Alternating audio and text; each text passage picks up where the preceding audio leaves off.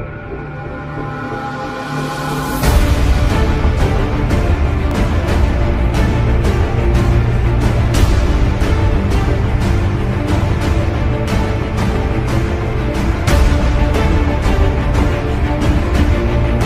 الله الرحمن الرحيم. اهلا وسهلا اصدقائي الاعزاء في قناتي محمود المصري للصيانه الكهربائيه. النهارده ان شاء الله هيكون معانا فكره جديده، والنهارده ازاي ان انت تعمل اعاده تدوير للموبايلات القديمه وازاي الاستفاده منها مره تانية. النهارده ان شاء الله هنعمل من الموبايلات القديمه فكره الباور بانك.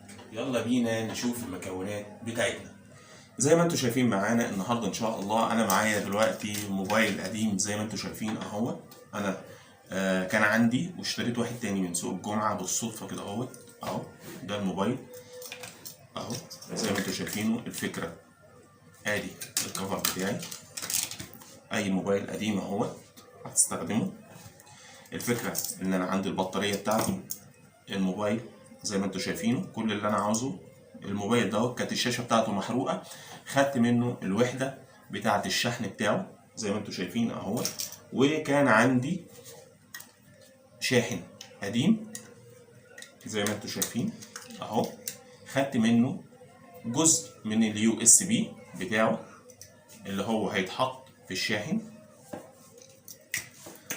والبطاريه هنشوف المكونات بتاعنا. عندي جهاز الافو، عندي كاوية لحام، عندي مسدس شمع، عندي صورتين دول كانوا بتوع النضارة، اي صورتين منظر خلفية، والمقص بتاعنا. يلا بينا نشوف طريقة تركيبها هتكون عاملة ازاي معانا ان شاء الله. زي ما انتم شايفين معانا دلوقتي انا اهو، زي ما انتم شايفين ادي الموبايل بعد ما خدنا منه وحدة الشحن بتاعته اهي زي ما انتم شايفين.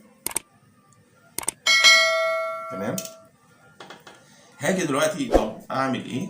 اول حاجة اعملها، انا عندي الشاحن بتاعي انا حاطه في مصدر الكهرباء اهو. تمام، احطه كده اهو.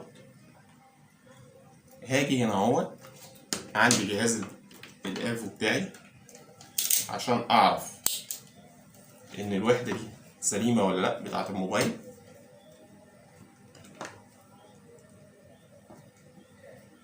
اهو زي ما انتم شايفين اهو قدامكم الموبايل اهو.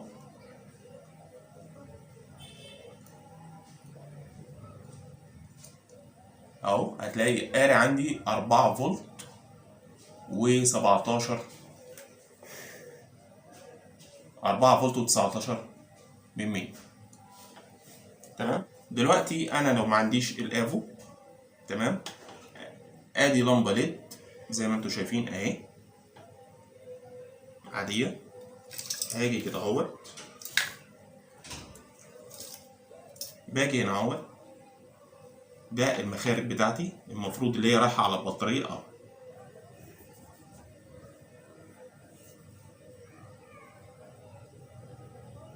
بالتنطيط كده زي ما انتم شايفين اهي البطاريه. واحب اوضح لكم حاجه في الليد بالذات. الليد دوت لو ما حطيتش البوزيتيف مع البوزيتيف والنيجاتيف مع النيجاتيف مش هتشتغل. خلاص كده اطمنا ان الوحده بتاعتنا سليمه.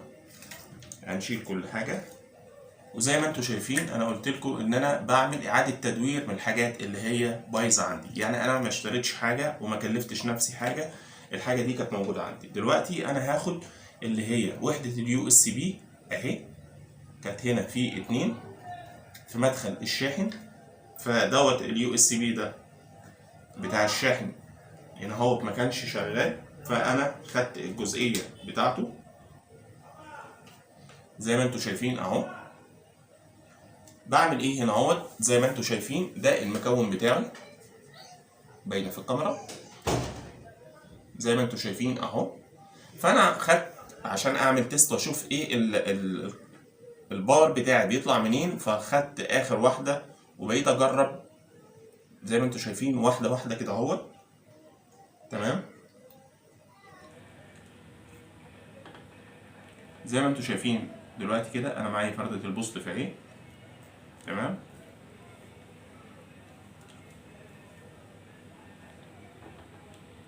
هلحمها.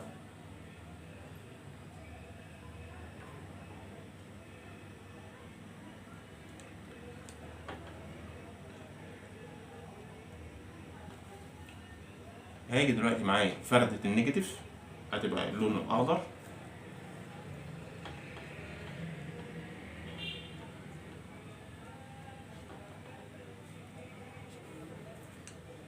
زي ما انتوا شايفين دلوقتي احنا ربطنا البوزيتيف وربطنا النيجاتيف بتاعنا زي ما انتوا شايفين كده اهو. طيب دلوقتي ايه اللي هيتعمل تاني؟ هاجي عندي البطارية برضو زي ما انتوا شايفين البطارية بتاعتي فيها البوزيتيف وفيها النيجاتيف، تمام. هاجي هعمل برضو نفس الفكرة، هوصل الوحدة بتاعتي دي على فين؟ على البوزيتيف والنيجاتيف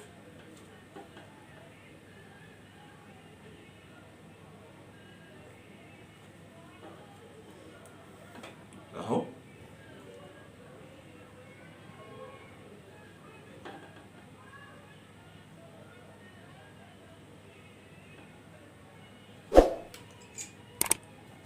زي ما انتوا شايفين اهو كده انا وصلت البطارية بتاعتي بالمنظر ده. طيب بعد كده هنعمل ايه؟ هاجي دلوقتي انا عندي اللي هي الوحدة بتاعة اليو اس بي زي ما انتوا شايفين اهو، تمام. بالشكل ده انا كنت عاملها على لمبة سيريا بحيث ان انا لما احط الطرف التاني بتاع اليو اس بي اشوف مين اللي هيقرا معايا في دول. فانا عندي هنا اهوت قرا معايا في الاول وفي الاخير.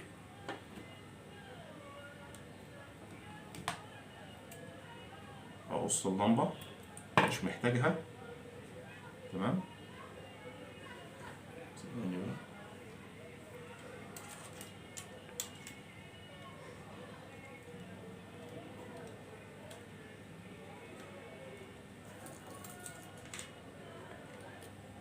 زي ما انتوا شايفين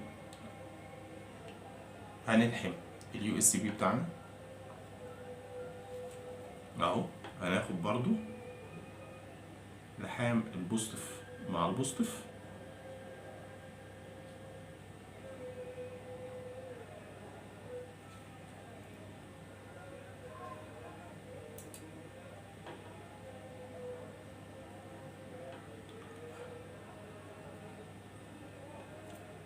زي ما انتوا شايفين اهو. هناخد معانا لحام. دلوقتي انا ما لقيتش انسب من الكفر بتاع التليفون لان الحجم بتاعه هيكون صغير. انا ممكن كنت جبت اي حاجه تانية، اي حاجه تانية ان انت تعملها ككفر ليه او علبه ليه ما تتاخرش فيها، يعني اي حاجه شغاله معاك. فانا جبت الموبايل بتاعي. طب دلوقتي انا شلت الشاشه والمكان دوت فاضي، فهنعمل ايه؟ انا اهو زي ما بوريكم ده الكشف بتاع النضاره بتاعي اهو، كنت محتفظ بيه. هنيجي هنا اهوت هنقص المنظر ده اهو زي ما انتوا شايفين اهو، وهاجي هنا اهو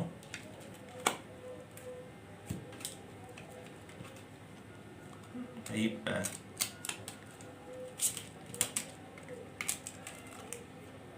بالشكل ده اهو، تمام. زي ما انتوا شايفين انا قصيت دلوقتي الصورة، تمام، ولزقت الاتنين دول بمسدس الشمع، وادي الخلفية بتاعتي، وادي اهي زي ما انتوا شايفين اهو. قصينا الصورتين وهنلزقهم بالشكل ده اهو. زي ما انتوا شايفين انا معايا الشاحن بتاعي هحطه في الوحدة بتاعتي زي ما انتوا شايفين كده اهو. المفروض ان هو كده بيشحن. شايفين اللمبتين الليد نوروا وكده هو بيشحن على البطارية.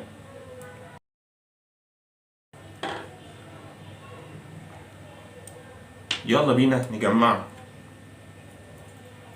الجزئية بتاعتنا. دلوقتي انا جبت الكفر اللي هو ظهر التليفون وخدته بالقطر على قد مقاس اليو اس بي زي ما انتوا شايفين اهو. ودلوقتي هننزل اليو اس بي بتاعنا، المخرج بتاع اليو اس بي زي ما انتم شايفين اهو.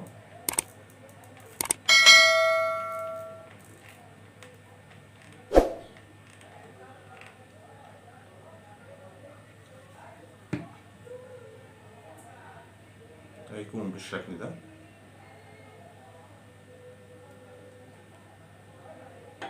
زي ما انتم شايفين معايا، وهنحط عليه الشمع بتاعنا.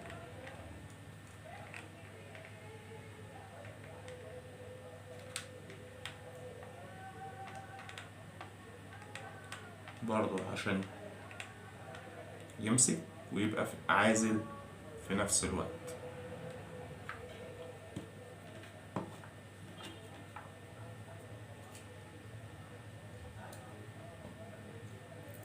هاجي هنا اهوت. دلوقتي زي ما انتم شايفين احنا دلوقتي كده خلصنا البوردة بتاعتنا بالشكل ده اهوت، بعد ما لزقناها بالشمع زي ما انتم شايفين. دلوقتي احنا معانا لمبة ليد. اللمبة الليد ديت احنا هنحطها عندي في البطارية بتاعتي، بحيث ان انا اشوف امتى البطارية فرغت، وقت شحنها ووقت فراغها. هنيجي هنا اهوت، هناخد الطرف البوزيتيف هحطه على البوزيتيف، واول ما احط الطرف التاني هتنور لان البطارية مشحونة زي ما انتم شايفين اهو بالشكل ده اهو. هاجي هنا هنحطها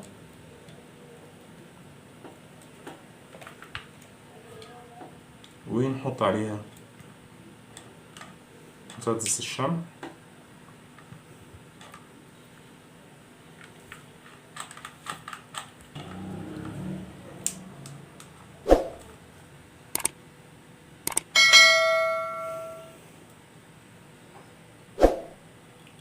شوية شمع بحيث ان احنا نثبتها، وحبينا ان احنا نجرب الطريقة بتاعتنا زي ما انتم شايفين اهو. وزي ما انتم شايفين دلوقتي البطارية اهي عمالة بتشحن تمام. وادي الشكل اللي انا عملته بحيث ان انا اقفل بيه. نطلع فاصل نلزق الوش ونجيلكوا في الفينش. احنا قلنا نجرب ونشوف الدايرة بتاعتنا قبل ايه كده. نكون قفلنا الوش بتاعنا وثبتناه بالشمع، ولفيت اطار شريط اللحام اسود زي ما انتوا شايفينه بالشكل ده هو. طبعا انت ممكن تحط اي صورة تعجبك على وش الغلاف تمام. ودلوقتي هنجرب ونقول بسم الله الرحمن الرحيم. احنا معانا وصلة اللي هي اليو اس بي اللي هي بتاعت شاحن اللاب اهي.